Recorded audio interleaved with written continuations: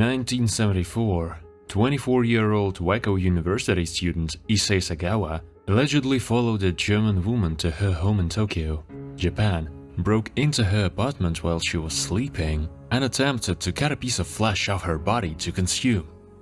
When she awoke, she reportedly fought him, and he was later captured by the police.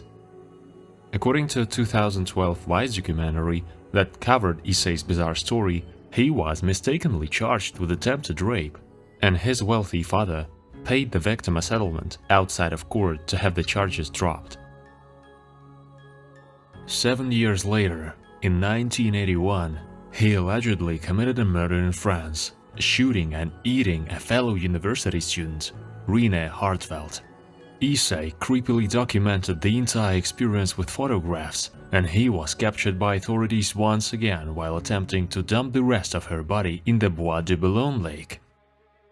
He was deported back to Japan and committed to a mental institution. For a reason unknown, his psychologist in Japan declared that he was sane. Furthermore, a legal technicality involving the French government refusing to turn over the documents from his case meant that his murder charges were dropped completely. He checked himself out of the mental hospital and has reportedly been walking the streets as a free man ever since. Issei has become a controversial celebrity, writing over 20 books. According to Japan Today, he most recently fantasized about an unnamed TV actress, saying, "I'll catch a glimpse of her thigh and think, that sure looks tasty. But I don't feel like I actually want to eat it. As I accomplished the act of cannibalism once, there's no meaning to maintaining the desire for it anymore. In my book I wrote that it, human flesh, was tasty, but that wasn't really true. I'd much rather eat matsuzaka, Kobe, beef. But because I had desire to consume human flesh for so long, I'd managed to convince myself that it would necessarily be delicious." Issei Sagawa was also referenced in the Rolling Stones song Too Much Blood, with the lyrics reading, "And when he ate her, he took her bones to the Bois de Boulogne." He is currently 73 years old and continues to live in Kawasaki City, Japan. To this day, no one knows why France did not allow Japan to give him a trial.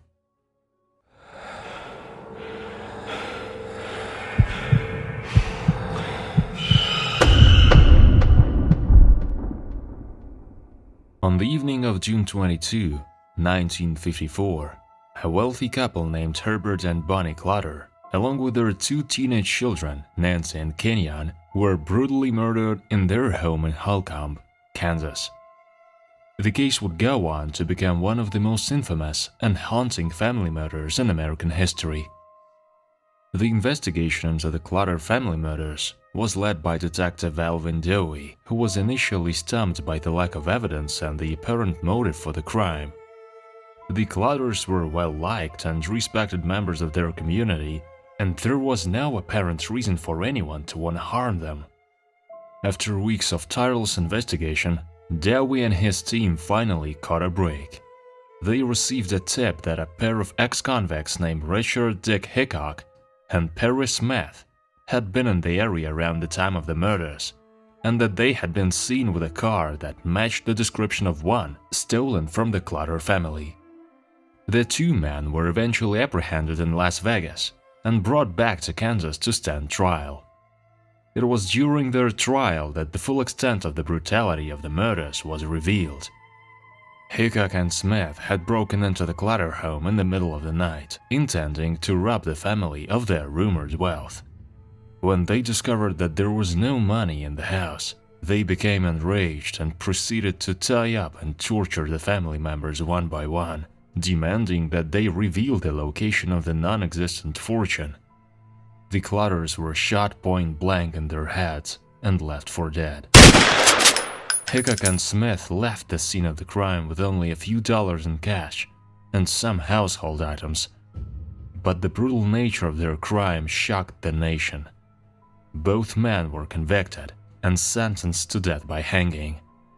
In their confessions, they claimed that they had committed the murders with no remorse, and that they would do it all again if given the chance.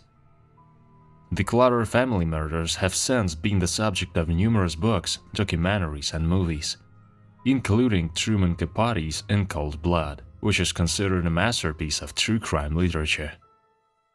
The case remains a chilling reminder of the potential for senseless violence and the lasting impact it can have on a community.